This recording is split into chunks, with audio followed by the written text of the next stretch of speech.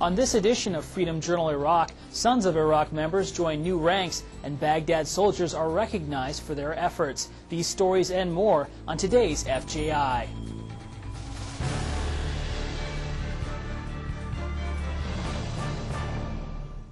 Hello, I'm Petty Officer Matt Gleason. Welcome to this edition of Freedom Journal Iraq.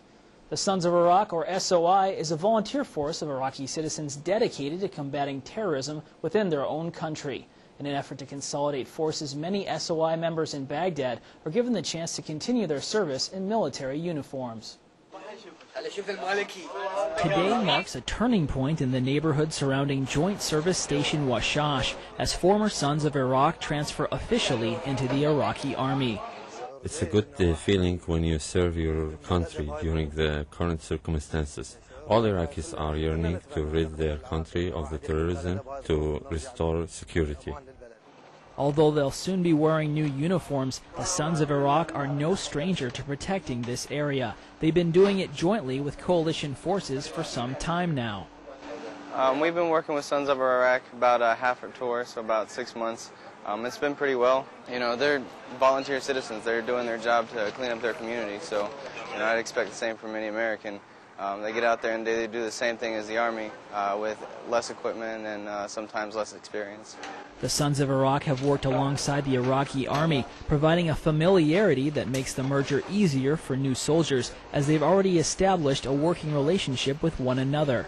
It will be great for the Sons to be merged because they have vital information about their own neighborhoods. It was a really good step when the friendly forces decided to support and adopt Sawa troops in Iraq, especially in the western areas of the country. I hope we will be unified and help our families by defeating terrorism across the country. By consolidating its security forces, the Iraqi government is providing its patriots with an opportunity to continue their service to the country. The Iraqi government plans to absorb 20% of the Sons' 100,000 members into the Iraqi Army or police forces by the end of this year. Along with the Iraqi police working hard to secure the country, military members working in war operations undoubtedly work long hours too, day in and day out. The hard work is expected, but at the same time, it can be overlooked. Baghdad soldiers had a chance to hear thank you from their bosses during a ceremony that recognized their time on the job. Specialist Michael Cox has our story. Soldiers in the 3rd Special Troops Battalion, 3rd Brigade Combat Team, 4th Infantry Division had an award ceremony on Forward Operating Base War Eagle to recognize soldiers for their accomplishments while being deployed to Iraq. First, we recognize soldiers because it's a part of keeping them in the fight. It's so easy for us to tell them when things are not going well. We have to have a comprehensive and collective effort in order to identify when they're doing very well, especially when we want to do it in formation so their peers can see them being recognized in front of them for the good work that the soldiers are doing inside the fight. The 3rd STB soldiers are spread out throughout the Stryker Brigade's operational environment, assigned to other battalions in the brigade, as well as to provide support for multinational division Baghdad forces. I go out on the battlefield and rotate all the time out too because our soldiers I count all the time. I always like to say that they're out at 14 different locations. And every time I go out to rotate out to check on their welfare, I always get a lot of appreciation from the maneuver battalions that our soldiers are attached to. The award ceremony is a way to bring the 3rd Special Troops Battalion team together so that the soldiers and their peers can recognize and understand the efforts and the difference their missions make during their deployment. It's good that we were recognized for all the hard work and long hours we put in throughout Sadr City, because I know people have different opinions what everybody does, and it just felt good knowing that everybody knew what all we've accomplished throughout this deployment.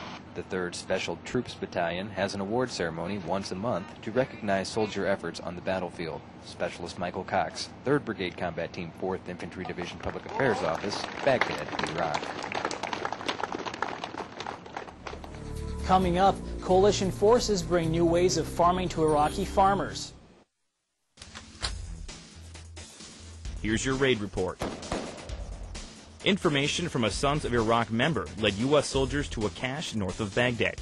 The munitions included a mortar round, 6 projectiles, IEDs, blasting caps, 4 blocks of Russian-manufactured TNT, and other bomb-making material. U.S. soldiers detained 6 suspected criminals in Baghdad's Rashid district. 5 of the detainees are suspected special groups criminals. An Iraqi citizen reported the whereabouts of a weapons cache to U.S. soldiers near the town of Salman Pak. They secured 60 high-explosive rounds, 35 mortars, and a mortar tube. Coalition forces detained 1 wanted man and 1 additional suspect during an operation in the Jazeera Desert. Intelligence reports suggest that the wanted man is believed to be the regional al-Qaeda in Iraq commander. And that's your raid report. I'm Petty Officer Andrew Krause.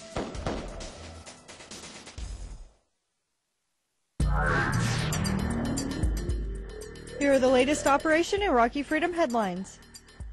During a visit to Baghdad's provincial leadership offices, Prime Minister Maliki said Iraq has launched massive reconstruction efforts across the country. He warned anyone who interferes with these efforts will be subject to criminal prosecution as terrorists.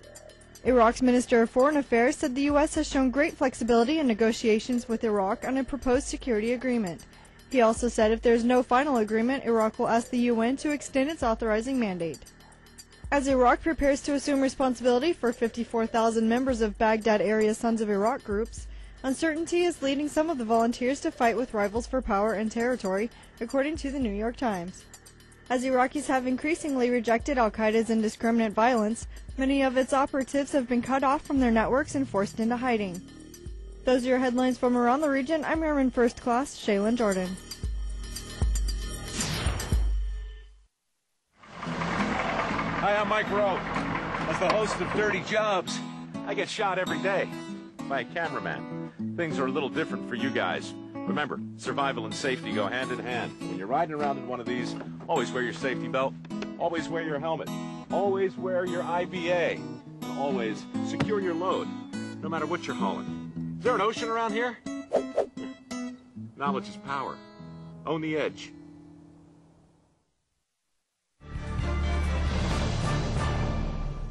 Agriculture is a main point of employment for Iraq, and many farmers have struggled this year with problems ranging from drought to getting supplied with seeds for their field. With the lack of water hindering production, specialist Sam Conrad explains how coalition forces are helping with technology that's new to the Iraqi farmers called drip irrigation. Iraqi government leaders and local farmers met to discuss new programs and technologies being implemented in the Madain-Kata. The discussion covered new technologies such as drip irrigation. The efficient use of water is key to farming in Iraq, and at a cost of about $3,000, drip irrigation can transform previously unproductive ground. Drip irrigation allows you to use minimum amount of water to raise crops because you're not applying the water to the foliar tissue or the plant itself or saturating the entire field. But the main benefit is they're in control essentially of their own productivity because they're not depending on the infrastructure to provide that water in the canal. It's coming right there off of their property from a shallow well. Programs like drip irrigation are vital to Iraq's future by making Iraqi farmers more self-sufficient. Currently, Iraq must import most of its vegetables, but this situation creates a great opportunity to rebuild farming in the Madain-Kata and create jobs. Agriculture, as you know, is the foundation of employment for our area of operation.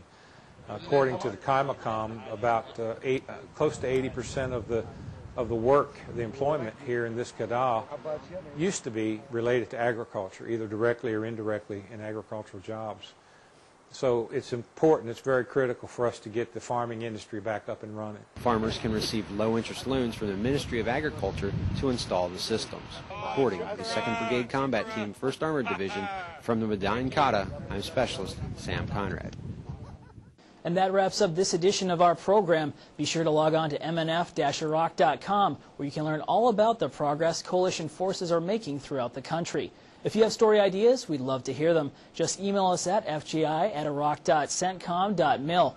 From all of us here at AFN and Freedom Journal Iraq, thanks for watching, and we'll see you next time.